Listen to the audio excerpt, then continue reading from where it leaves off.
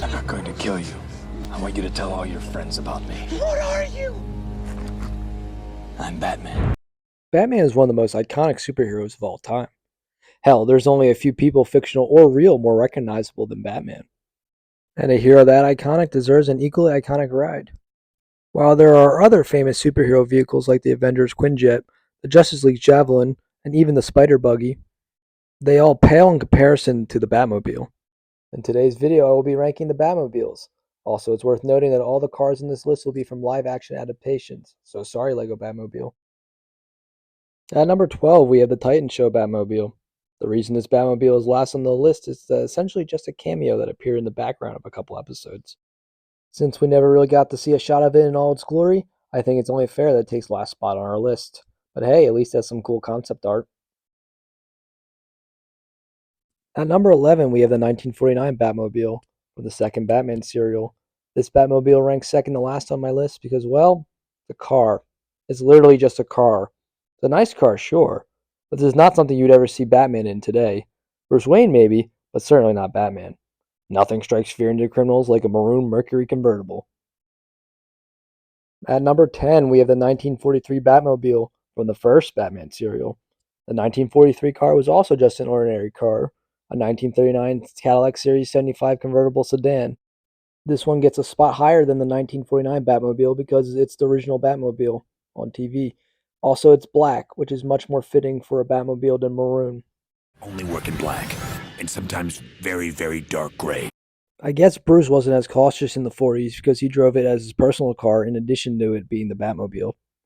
He would probably say, "No, I'm not Batman. He just steals my car every night and puts it back before dawn." At number 9, we have the Gotham Batmobile, or rather Brucemobile, because he doesn't become Batman until the final episode of the show.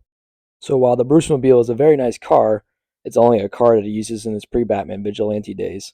So it's not truly a Batmobile, and we cannot rank it any higher on this list. At number 8, we have the 1997 Batman and Robin Batmobile. Just like the rest of this movie, the Batmobile is pretty awful.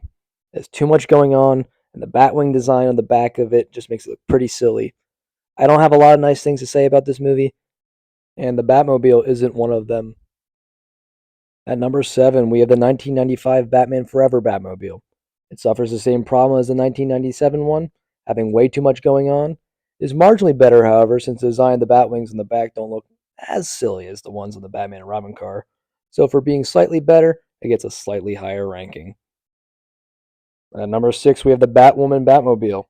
Yeah, it may not be a very good show, but at least it has a pretty cool Batmobile.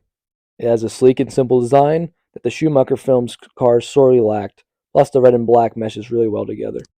At number 5, we have the DCEU Batmobile. The DCEU Batmobile is a pretty solid design. I'm not the biggest fan of the bulkier Batmobiles, but whoever designed it did a much better job than the questionable design choices that went into the making of the Schumacher Batmobiles. It was probably the same guy who thought it was a good idea to put nipples on this Batsuit. Ugh. And besides, if you're going to fight parademons, you probably want a tank anyways. At number 4, we have the Dark Knight Trilogy Batmobile. Like I said previously, I'm not the biggest fan of the bigger Batmobiles, but if you're going to go bigger, commit to it, and commit they did. The Tumbler is a monster of a car and will destroy any obstacle in its path, like the Juggernaut, but with less ego. Don't you know who I am? I'm the Juggernaut, bitch! It also makes sense that in the world of Nolan's more grounded Batman, that the Dark Knight would drive what is essentially just a fancy tank. Also, it was one of my favorite toys growing up, so it gets bonus points in my book for that. At number 3, we have the 2022 Batmobile. I feel like it's been ages since we got a Batmobile this cool, and that's because it has. The top 2 on this list are from decades before. I'll never forget how hyped up me and my friends got when the Batmobile was revealed in this movie.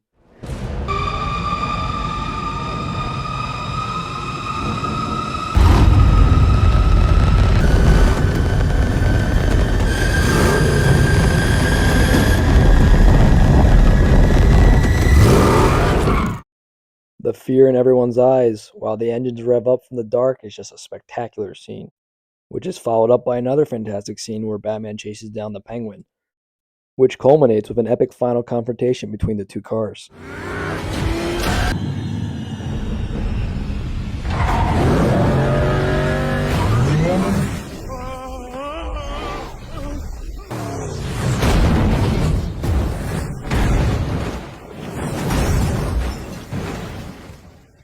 An awesome car for an awesome movie. At number 2, we have the 1989 Batmobile. Was there any doubt that this would be high up on our list? The 1989 Batmobile is a fantastic design, and when combined with Danny Elfman's score playing in the background, well, it's just top tier cinema. Get the car. Which one?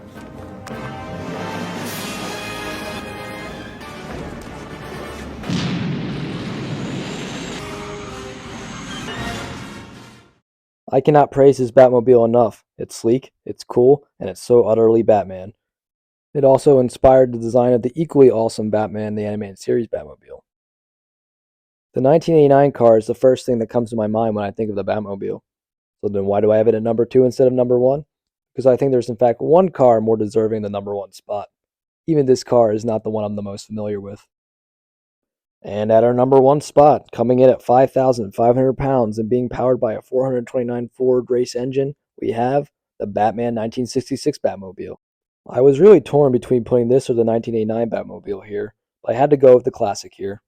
While the 40 serial cars may have come before, they weren't really Batmobiles, so this is the first true live-action Batmobile, and my god, it was impressive. Created by the renowned designer George Barris, he based it off the 1955 Lincoln Futura concept car and customized it into the Batmobile we know today. George Barris bought the car concept from Ford for the price of $1.